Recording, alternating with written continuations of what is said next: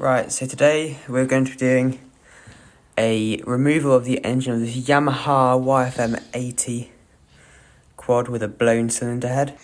Right, so we've taken the exhaust off with that bolt and that bolt, which is there, which this has been taken apart previously with the cylinder head off.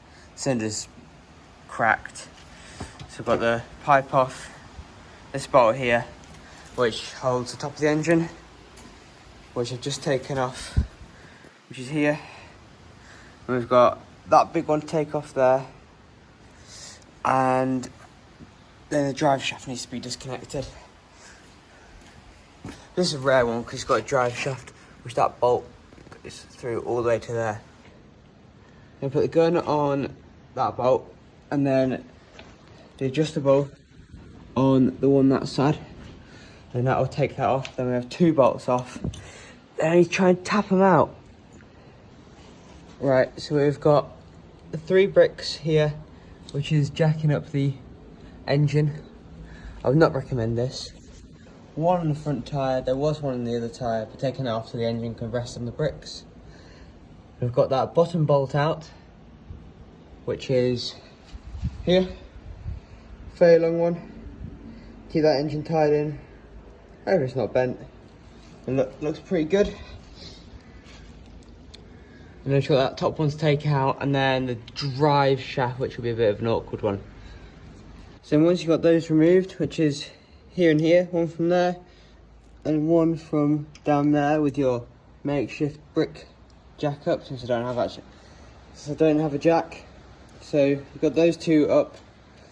Your exhaust is disconnected via that one, and obviously mine's disconnected because I blew the head gasket and the piston, which is always great. And once you've done that, once you get the seat off, bash is connected, and then the bodywork is connected with that bolt to there. Then there's one under this wing and one under the other wing.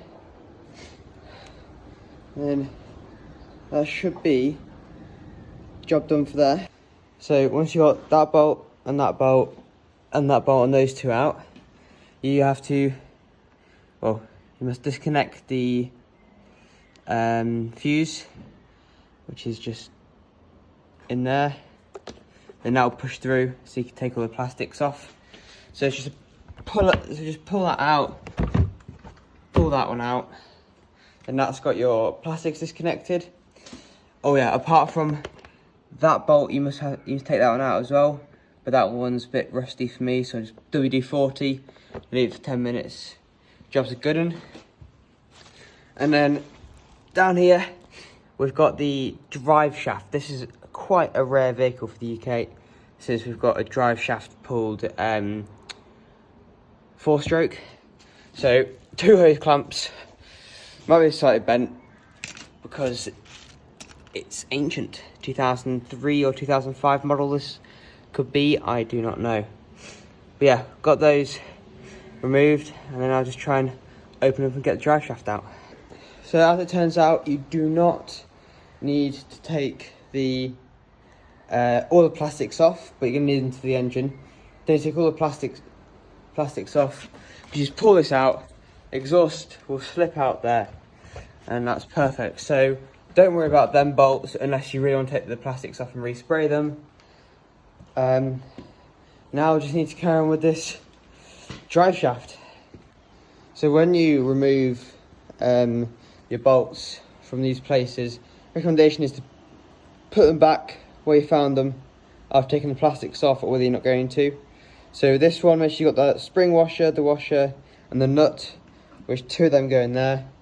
And then with these ones, they connect to right through the plastics. So these two plastics are connected to each other, and then that one's connected to the body. I'm going to leave that one now because I found out that I don't need to take the plastics off yet.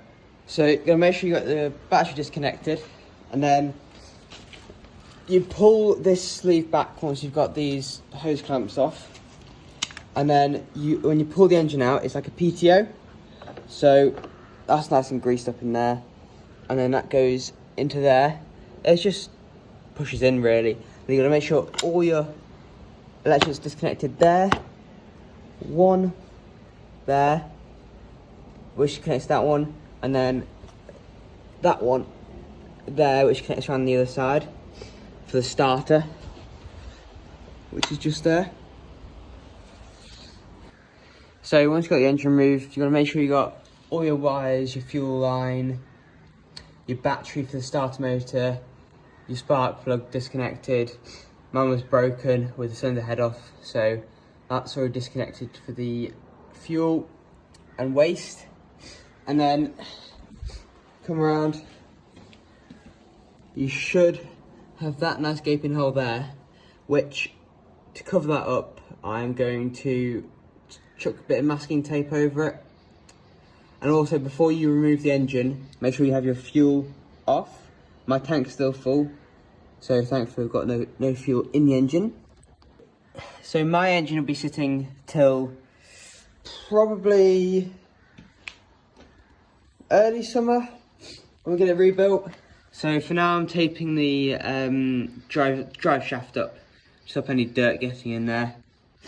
And then I've put all my pieces into a box. So we've got engine cover there, we've got the piston there, the engine's in there. So what happened to my engine was, if you see that, I've blown the cylinder, which is great. So the top of the cylinder there, or the piston even, I blew up by redlining it too much, so I wouldn't recommend that. That is why we're doing full engine rebuild. And we've got the cylinder head missing, since somebody had taken it to allegedly fix it, but haven't come back yet. So try and get that back. But another thing, we're gonna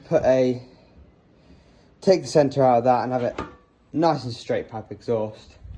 And then on the rear, gonna chuck some wheel spacers on her, a nice big wheelie bar along here, hopefully, and maybe even a LED light or two on the front. But yeah, thanks for watching. Make sure you go and like and subscribe, helps a lot.